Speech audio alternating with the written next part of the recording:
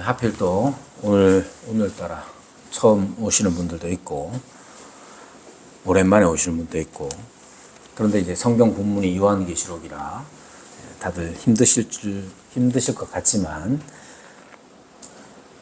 제가 공부한 만큼 다 말씀을 드리면 여러분들이 감당치 못할 것 같아서, 자, 우선 오늘 본문에 보면 성도라는 말이 나오죠. 보통 성도라는 말이 한자 그대로 하면 거룩할 성자에 무리도자를 써서 거룩한 무리라는 의미를 가지고 있습니다. 근데 간혹 이제 우리나라 문화 자체가 호칭을 할 때 누군가를 부를 때에 그 사람이 가지고 있는 사회적인 어떤 위치나 어떤 그런 것들을 사용해서 이렇게 부르기도 합니다. 그래서 누군가를 부를 때 무슨 사장님, 저도 마찬가지로 미스터 리라고 부르는 경우는 잘 없고, 누가 나를 처음 보면 사장님이라고 부른단 말이에요. 그런 것처럼 교회 안에서도 마찬가지죠. 교회 안에서도 누구누구 집사님, 저 집사 아닌데요. 그럼 어떻게 부릅니까? 성도님 이렇게 부른단 말이에요. 연세가 많으신 분인데 오늘 이제 예를 들면 석윤 형제가 정영경 집사님 보고 형경 형제님 이렇게 부르는 게 아주 낯설다 이 말이에요. 그래서 보통 성도라는 것을 붙여서 부를 때가 많습니다. 그러나 이제 어법상 보면 성도 자체가 거룩한 무리이기 때문에 한 개인을 향해서 누구누구 성도님이라고 부르는 것은 어법상 맞지 않지요. 성도라는 명칭이 오늘 여기 본문에도 등장을 하는데, 여기도 보면 성도들이라고 번역을 했는데, 이거는 이제 무리도자를 썼는데 그 뒤에다가 들자를 붙이는 건 또 사실은 맞지는 않습니다. 그러나 우리에게 이제 성도라는 단어 자체가 굉장히 개인적인 의미를 부여하고 있기 때문에 어쩔 수 없이 성도들로 번역한 것 같아요. 헬라어 하기오스나 아니면 영어 번역에 있는 saints 아니면 the people of God 이런 식으로 대부분의 영어 번역에서, 그리고 헬라어 원어에서도 마찬가지로 이렇게 복수형을 사용하고 있는 겁니다. 그러니까 성도라는 것은 개인을 칭하는 게 아니라 무리를 칭하는 것이죠. 그럼 생각해 보세요. 어떤 무리에 속해 있다는 것 자체가 우리에게 어떤 유익을 주는가 한번 생각을 해볼 필요가 있습니다. 우리 지금 여기 앉아 계시는 저를 포함한 우리 각자가 하나 개체로서 존재하는 것보다 무리로서 함께 이렇게 존재하는 것이 어떤 유익이 있는가, 이것이 우리가 오늘 좀 생각해 볼 주제인 것이죠. 여기에 먼저 이렇게 성도라는 것에서 성은 거룩을 의미하는데요. 항상 우리가 신자들이, 믿는 자가 거룩을 생각할 때에, 내가 거룩한가를 생각할 때에, 요즘 우리 교회에서는 그렇게 생각하는 사람들이 많지는 않겠지만, 어떤 경우 윤리적인 행위나 종교적인 행위와 관련시, 자기의 윤리적인 행위 혹은 자기의 종교적인 행위와 관련지어서 거룩을 생각할 때가 많습니다. 예를 들면 교회 계속 안 와.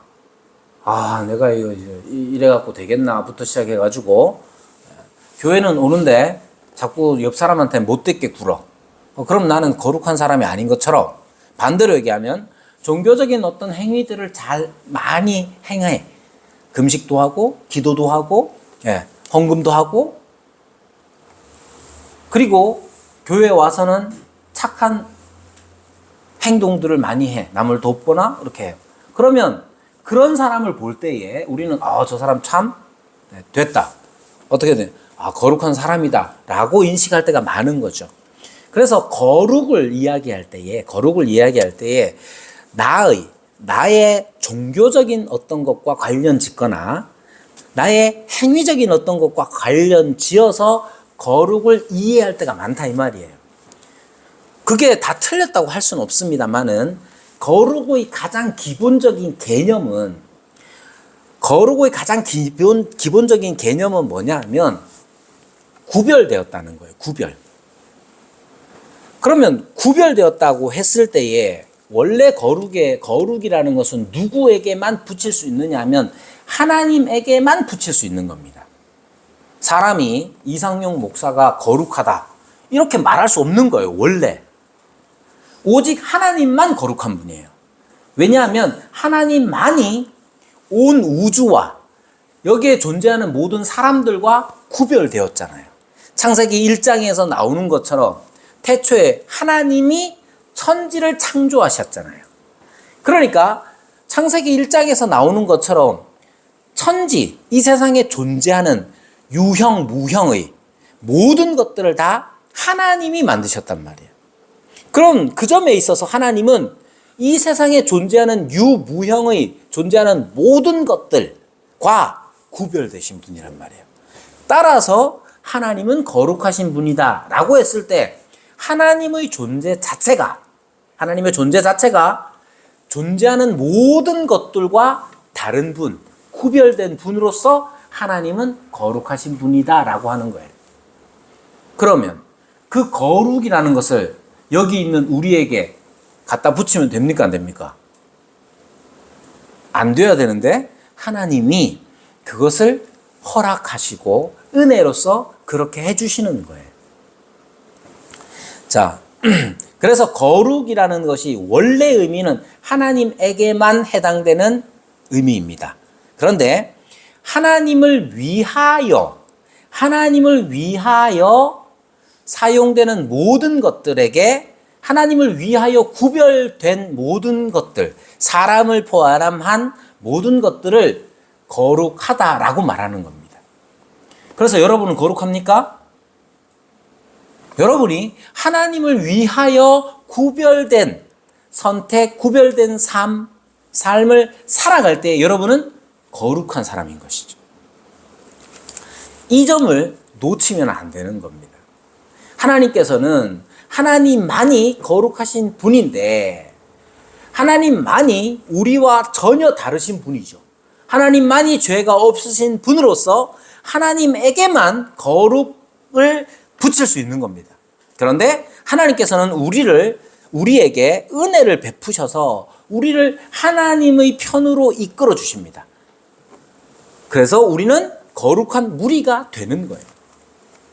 그리고 이렇게 하나님 편으로 우리를 이끄실 때에 하나님은 우리를 위하여 요구하시는 것이 있는데 그게 뭐냐면 믿음이에요.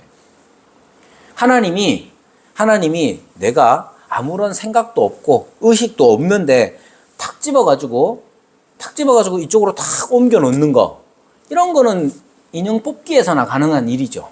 우리는 인형이 아니잖아요. 우리는 인격체란 말이에요. 하나님을 닮은 인격체. 그래서 내가 하나님의 반대편에 있는 게 아니라 하나님 편에 있구나 라고 하는 걸 스스로 깨닫게 하기 위해서 하나님은 우리에게 믿음이라는 걸 주시고 우리는 믿음을 통해서 내가 하나님 편에 있구나를 알게 되는 겁니다.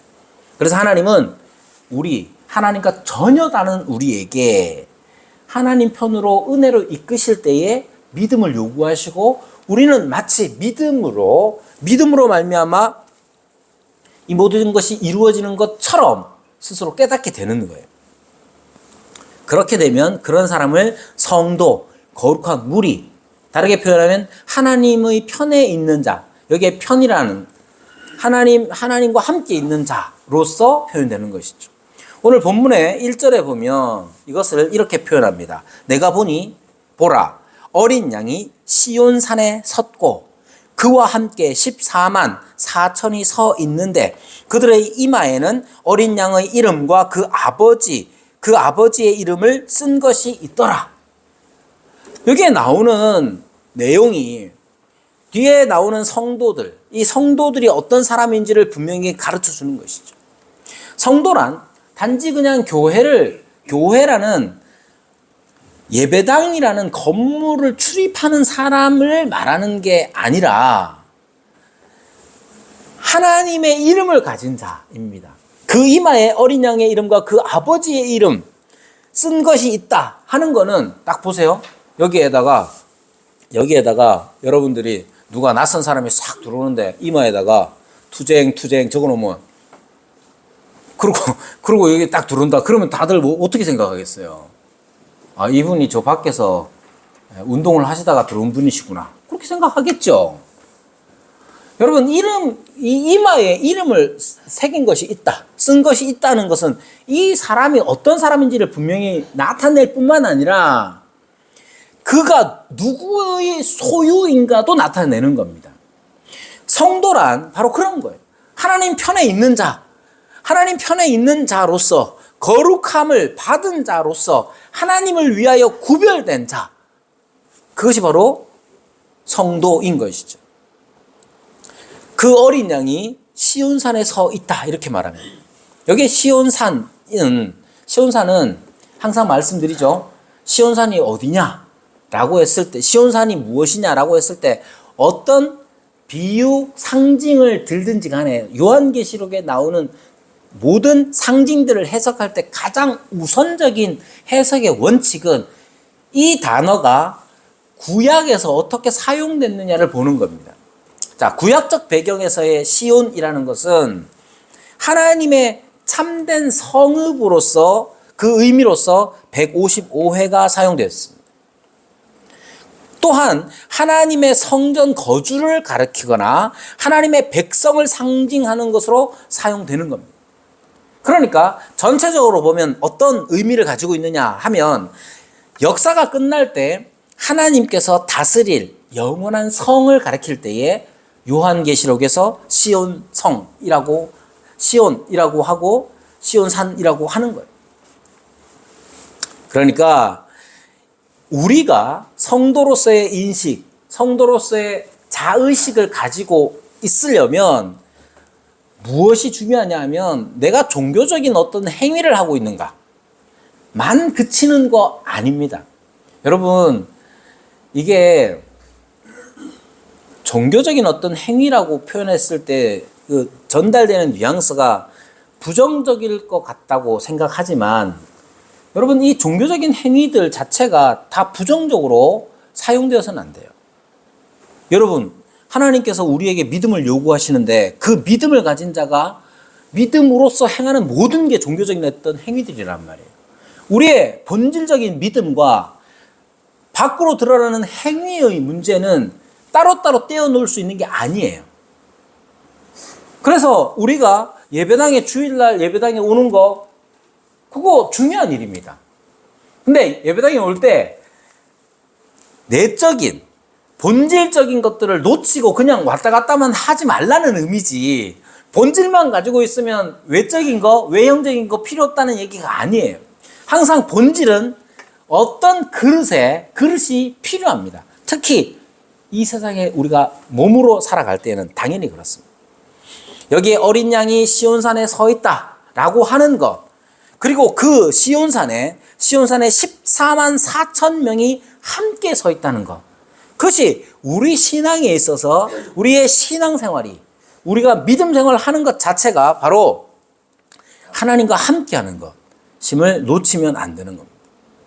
자, 이렇게 성도라는 것이 무엇인지를 분명히 알아야 하고요. 그렇다면 성도가 어떤 유익이 있겠습니까? 하나님 편에 서 있는 자, 그리스도와 함께, 어린 양과 함께 시온산에 서 있는 14만 4천 명의 유익은 무엇이냐는 것이죠. 우리 집에 애들이 4명이 있고 우리 집 식구가 총 6명이 같이 어딘가를 가서 운동을 하기도 한단 말이에요. 옛날에는 이제 공 있으면 축구도 하고 그러는데, 자, 팀을 딱 짜겠죠. 축구를 한다고 칩시다.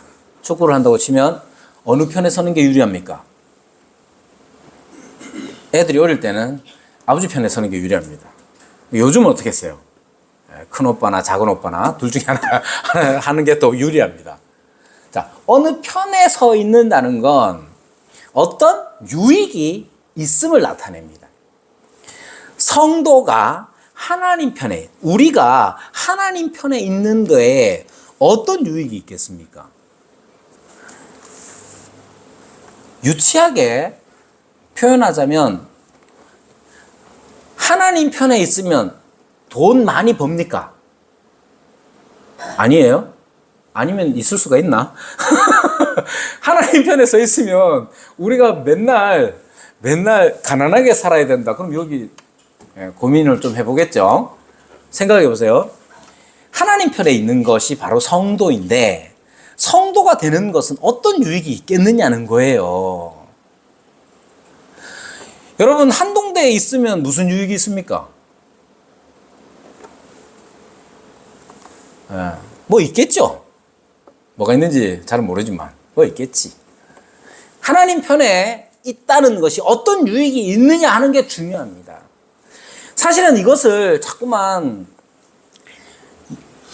이제 우리나라 기독교의 역사를 살펴보면 하나님 편에 있는 것, 성도의 유익이라는 것이 무엇인지를 드러내는 일이 외부적인 환경 때문에 제대로 드러내지를 못했어요. 그래서 기껏해 어떻게 설명을 하고 성도의 유익을 어떻게 설명을 했느냐 하면 마치 가위바위보 편 가르기 해서 무슨 경쟁하듯이 해서 하나님 편에 서면 물질적인 어떤 것들이 다 잘 될 걸로 자꾸만 표현을 했단 말이에요. 그래가지고 70년대를 지나고 80년대를 지나면서 한국 사회가 경제적 성장을 급속도로 이루던 그 시기에 하나님 편에 있으면, 예수님을 믿으면 우리가 다 잘 살게 되고 애들도 말 잘 듣고 성공하고 이런 쪽으로 자꾸만 성도의 유익을 자꾸만 표현한 거예요. 그러나 그것은 굉장히 신학적 빈곤의 결과였다. 어떻게 표현할 길이 없는 거예요. 그게 지금도 심각한 문제를 일으키는 게 뭐냐? 여러분들이 복음을 전하라 그러면 복음을 안 전해요. 복음이란 게 뭔지를 몰라. 그래서 어떻게 합니까? 교회 와봐라. 교회 와봐라. 교회 오면 뭐가 있습니까? 아, 우리 목사님 설교 잘한다. 또는 우리 목사님이 목사 자랑할 게 별로 없네. 그런 식으로. 근데 이게 다 틀렸다는 말이 아니에요. 어떤 일부가, 진리의 일부가 거기에 포함되어 있지만 그것이 본질적이고 핵심적으로 중요한 건 아니란 말이에요. 성도의 유익이 무엇이냐 하는 것에 대해서 우리는 자꾸만 성도됨의 그 풍성함이라는 것을 잘 설명도 못 들었고 성경을 통해서 제대로 맛보지도 못했기 때문에 결국 외적인 어떤 걸로 자꾸 표현하는 거예요. 교회 와봐라. 그러면 네 지금 힘든 문제 해결될 거야. 근데 우리가 겪고 있는 물질적이고 육체적인 그 힘듦이 어떤 영적인 본질적인 문제에서 왔는지를 잘 모른 채로 그냥 외형적 변화만을 추구하거나 자랑하거나 할 때가 많단 말이에요. 여러분, 성도의 유익이 무엇이겠습니까? 여러분, 믿으면 뭐가 좋습니까? 계속해서 말씀을 드리지만 성도의 유익이라는 것은 나 같은 인간이, 나 같은 존재가, 나 같은 놈이 감히 하나님을 아버지라고 부를 수 있는 것. 하나님이, 그 거룩하신 분이 천지를 창조하시고 모든 만물의 주관자가 되시는 그분이 이 비루한 인생을, 비루한 나를 아들이라고 불러주시며 삼아주시고 영원 전부터 성자를 사랑하시던 그 아버지의 사랑을 내게 베푸시며 내가 믿고 의지할 바가 되시고 나의 산성이 되시고 나의 반석이 되어주심을 평생에 내가 누리며 사는 거, 그게 성도의 유익이에요.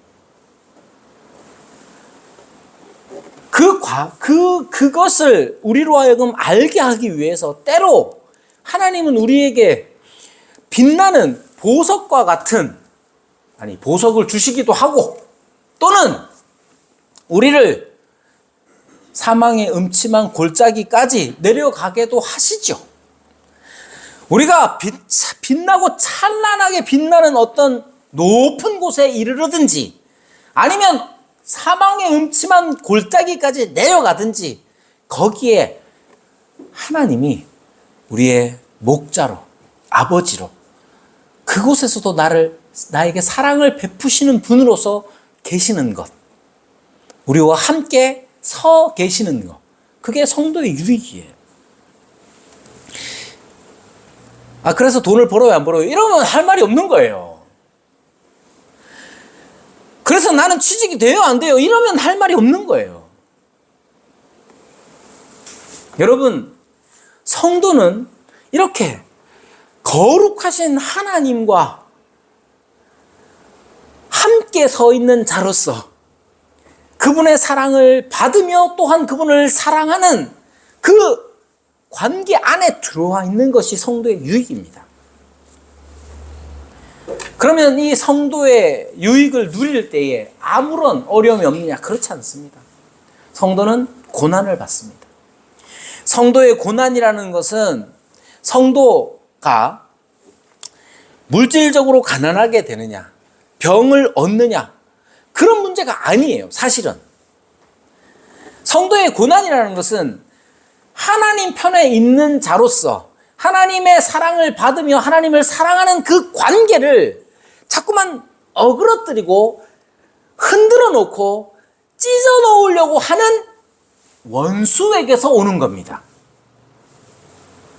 앞서 말씀드렸잖아요. 우리가 사망의 음침한 골짜기를 다닐지라도 목자의 지팡이와 막대기가 아니하여서 지켜주셔서 이분 품에 있는 것이 진정한 안식이요, 이분이 나를 사랑하시는구나를 깨닫는 게 성도의 유익이에요.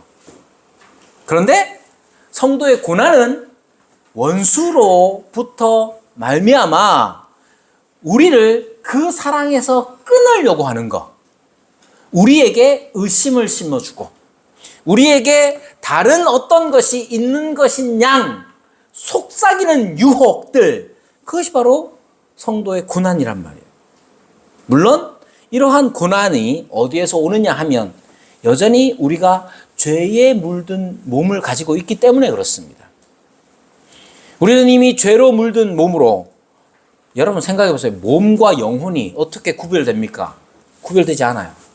우리는 영혼과 육체, 하나님께서 아담을 지으실 때에 흙으로 지으셔서 그 코에 생기를 불어 넣으심으로써 생명, living soul, 사람 존재가 된 거예요.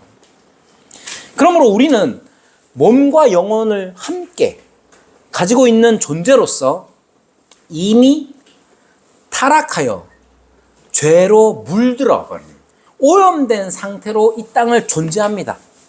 죄에 오염된 우리가 내놓는 모든 것들은 다 죄요, 악일 수밖에 없어요. 그런 우리를 건져주셨죠. 그럼에도 불구하고 우리의 영혼을 하나님과 교제하고 하나님을 사랑하는 영혼으로 만들어주셨지만 우리의 죄로 물든 몸, 그에 따르는 여러 가지 유혹들이 있는 거예요. 그래서 고난이란, 어려움이란, 악이란 우리에게 있을 수 있어요. 어제도 우리 어머니 생신 때문에 가족들이 모여서 식사하고 뭐 이런저런 옛날 얘기를 했는데 저희 큰 누나가 있으면 항상 아버지 얘기를 꺼냅니다. 큰 누나는 아버지가 참 애틋한가 봐요. 아버지 얘기를 하면 우리 애들이 항상, 제가 우리 아버지 얘기를 할 때면 좋은 얘기를 들어본 적이 없어. 할아버지가 저희 아버지가 저한테 얼마나 애정을 이런 얘기를 듣지 못하고 얼마나 맞았는가, 얼마나 쫓겨났는가, 뭐 이런 얘기만 들어가지고 여러분, 제가 하나님을 아버지로서 아버지 하나님을 만나는 은혜를 누리고 난 다음에 그 은혜의 결과로서 나온 것 중에 가장 감사한 것 중에 하나가 뭐냐면 내 아버지에 대해서 조금이나마 이해하려고 했던 거예요. 우리 아버지는 평생, 제 기억상 평생을 술을 드시고 술을 드시는 날마다 우리를 두드러 패고 쫓아냈어요. 새벽 2시고 3시고. 왜 그랬을까? 도대체 왜 자기 하나밖에 없는 아들조차도 두드러 패고 그냥 맨날 쫓아내는가? 정말 이해할 수 없죠. 어떨 때는 칼을 들고 어머니를 위협하기도 하고 정말 무서운 생각하고 싶지 않은 그런 공포 속에서 어린 시절을 지냈단 말이에요. 그런 우리 아버지를 내가 이해하는 일은 정말 쉽지는 않았어요. 하지만 하나님께서 나의 아버지가 되어주신다는 사실을 깨닫고 내 아버지를 이해하려고 해봤어요. 그러니까 그냥 이해는 되더라고요. 아버지가 원양어선을 타셨는데 서로 싸움이 붙으면 어떻게든 하기 위해서 잠자는 틈을 이용해서 공격을 한다는 거예요. 그런 게 몸에 뱄나 보죠. 몇 년 동안, 수년 동안 배를 원양어선 그 거친 생명, 일을 하는 것 자체도 생명을 내놓고 해야 되는 일이니. 그래서 그것이 그냥 제일 편한 가족들에게 다 나타났겠죠. 아버지는 그걸 끝까지 고치지 못했습니다. 나중에는 기력이 없으셔서 그냥 밀치면 그냥 넘어질 정도가 돼서도 끝까지. 여러분, 죄라는 것은 우리 몸에, 우리 영혼에 이미 우리 몸과 영혼이, 우리의 존재가 죄로 오염된 상태이기 때문에 그것을 벗어나기가 힘들어요. 우리의 영혼이 주님의 은혜로 말미암아 구원을 얻어서 우리의 영혼이 하나님과의 관계 속에 들어와 하나님의 하나님을 사랑하며 하나님의 사랑을 받으며 살아가는 지금 이 순간에도 죄로 물든 육신이 우리에게 영향을 끼칩니다. 그래서 교회에 와가지고 누가 뭐 한마디 하면 사실은 그게 별것 아닌 것 같아도 우리의 과거를 자극시켜서 그것에 대해서 화를 나게 만들고 그렇게 하는 경우가 있어요. 그러니까 고난이라는 것이 무엇이냐, 성도의 유익이 무엇이고 고난이 무엇이냐라고 했을 때 성도의 고난이라는 것은 나 개인이 성공하느냐 실패하느냐의 문제보다도 성공과 실패 속에서 하나님과의 관계를 어떻게 잘 유지하느냐의 문제예요. 고난은 어디에서 오느냐? 내가 하나님을 아버지로 믿는, 하나님을 아버지로서 사랑하는, 예수 그리스도를 사랑하는 그 사랑에서 자꾸만 벗어나려고 하는 것. 그게 성도의 가장 핵심적인 고난이고, 이 고난은 우리의 죄성과 육체적인 죄성과 더불어 12장 13장에서 계속해서 말하는 짐승의 그러한 공격들이 한 몫을 하는 것이죠. 성도는 이러한 고난 속에서 인내하는 자가 되어야 합니다. 오늘 본문이 그렇게 말하고 있지 않습니까? 성도들의 인내에 대해서 말하고 있지 않습니까? 12절에 보면 성도들의 인내가 여기 있으니 그들은 하나님의 계명과 예수에 대한 믿음을 지키는 자니라. 하나님의 계명이 무엇입니까? 하나님의 계명을 잘 지키면 어떤 일이 있겠습니까? 하나님의 계명을 잘 지키면 어떤 일이 있느냐? 하나님의 계명의 첫 번째가 무엇이고 두 번째가 뭡니까? 압축적으로 말하면 하나님을 사랑하고 이웃을 사랑하는 거잖아요. 하나님의 계명을 우리가 지키면 내가 하나님의 계명을 잘 지키느냐 못 지키느냐 어떻게 아느냐 하면 이런 거예요. 계명 얘기를 하면 제일 쉽게 얘기하는 게 거짓말이죠. 거짓말하지 말라. 여러분, 거짓말 안 하면 어떤 결과가 있겠습니까? 여러분 생각해 보세요. 내가 거짓말을 일주일 동안 한 번도 안 했다고 칩시다. 그래서 내가 나 좀 대단한 듯 이렇게 나 좀 대단한 듯, 나 거짓말 안 하는 사람. 이러면 그것이 하나님 사랑과 무슨 관계가 있습니까? 내가 거짓말을 일주일 동안, 한 달 동안, 1년 동안 전혀 안 해서 내가 자랑스러워지면 하나님하고 상관이 없는 거예요. 하나님은 왜 거짓말하지 말라고 하십니까? 하나님은 왜 계명의 말씀을 주셨느냐 하면 그것으로서 하나님이 드러나시기 위함입니다. 진리의 하나님, 진실하신 하나님, 아멘이신 그분이 우리의 하나님이 되시기 때문에 그 하나님 때문에 하나님을 그걸 사랑하는 그 마음으로 우리는 거짓말을 안 하는 거지, 내가 얼마나 윤리적인 사람이냐를 드러내기 위해서 거짓말을 안 하는 게 아니란 말이에요. 그러니까 하나님의 계명을 지키고 예수의 믿음을 지키는 이 일이 결국 하나님을 더 사랑하는 자로서 우리의 삶을 드러나게 하는 것인데, 그 일에는 이렇게 인내가 필요한 거예요. 고난이라는 것이 믿음, 즉 하나님과의 관계를 갉아먹으려고 하고 그 속에서 내가 어려움을 겪게 되죠. 12장 13장에 등장하는 용, 짐승, 즉 마귀와 그의 앞잡이 노릇을 하는 어떤 존재든지 간에 다 어떻게 하냐, 우리를 짓눌러서 우리가 하나님을 사랑하는 그 사랑에서 우리를 자꾸만 끊어놓으려고 하는 시도들, 그것이 바로 용, 짐승, 즉 사탄과 사탄의 앞잡이들이 노리는 목표예요. 그 속에서 우리는 고난을 받는 겁니다. 어려움을 겪는 거예요. 그렇지만 어떻게 해야 됩니까? 하나님의 계명, 예수에 대한 믿음으로 우리는 그 고난을 견뎌나가야 하는 거예요. 그것이 바로 성도의 삶이고, 그렇게 견뎌나갈 때에, 인내를 행할 때에 바로 우리가 성도, 무리로서 여기에 함께 있는 것이 복된 거예요. 여러분, 이런 거 있잖아요. 막 살고 싶을 때, 아무렇게나 말하고 막 살고 싶을 때 내 옆에 있는 누군가가 참 주님 안에서 주의 사랑으로 살아가고 있는 그 모습을 보면 어때요? 내가 하나님의 사랑에 대한 도전을 받게 되고 온전한 삶을 살아가게 되겠죠. 교회는 그런 공동체고, 그런 교회, 즉 그런 공동체, 언약의 공동체 안에 바로 어린 양 예수께서 함께 계시는 겁니다. 그러면 오늘 본문 14장에 나오는 내용들은 크게 얘기하면 어떤 게 있느냐 하면, 이렇게 우리가 이렇게 살아가는 성도의 인내 속에서 결국 어떤 일이 일어나느냐 하면, 성도들이 인내하는 일에 있어서 하나님께서 이 계시의 말씀으로 주신 것이 뭐냐 하면 심판하신다는 거예요. 6절에서부터 13절에 더 보면 심판에 대해서 나옵니다. 그뿐만 아니라 인내하는, 오늘 12절에서 본 것처럼 인내하는 자들에게는 영원한 상을 베푸신다는 것을 가르쳐 주고 있습니다.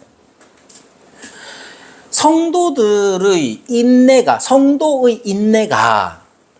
결실을 맺게 되는데 두 가지로 결실을 맺게 됩니다. 자, 성도들이 인내할 때에 두 가지를 다 보는 거예요. 어떤 걸 보느냐? 하나님 편에 있지 않는 자들 어떻게 되겠습니까? 심판을 받는다. 어린 양과 함께 시온산에 서 있지 않는 자들, 오늘 계시록 본문의 말씀, 본문의 표현을 하자면 땅에 있는 자들, 그들은 어떻게 됩니까? 심판을 받게 됩니다. 그것도 하나님의, 거룩하신 하나님의 영원한 진노 아래에 있는 겁니다.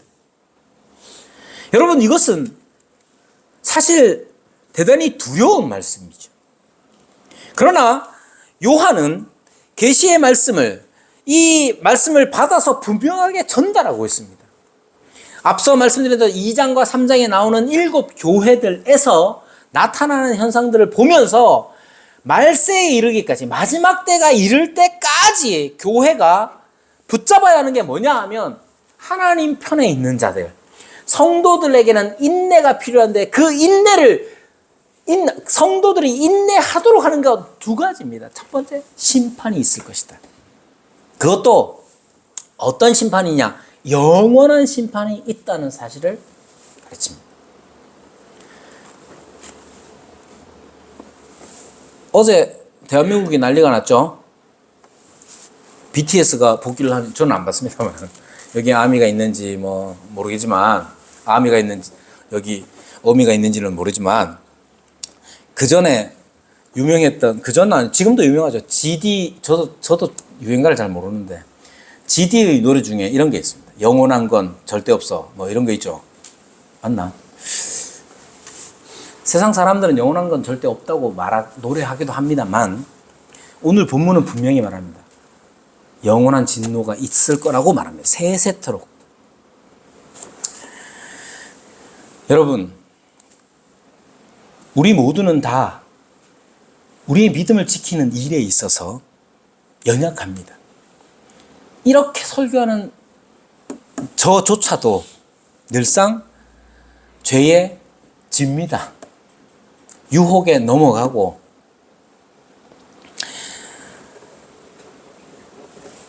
하지만 만약에 이렇게 오늘 주님께서 말씀하신 것처럼 영원한 하나님의 진노에 관한 이 두려운 말씀, 6절에서 13절에 말씀하시는 것처럼, 그리고 14절에서 20절에서 계속해서 말하죠. 분명한 세상의 끝날에 하나님의 엄격한 심판이 있을 것을 분명히 말합니다. 그리고 더불어서 하나님 편에 있는 어린 양과 함께 시온산에 서 있는 14만 4천은 새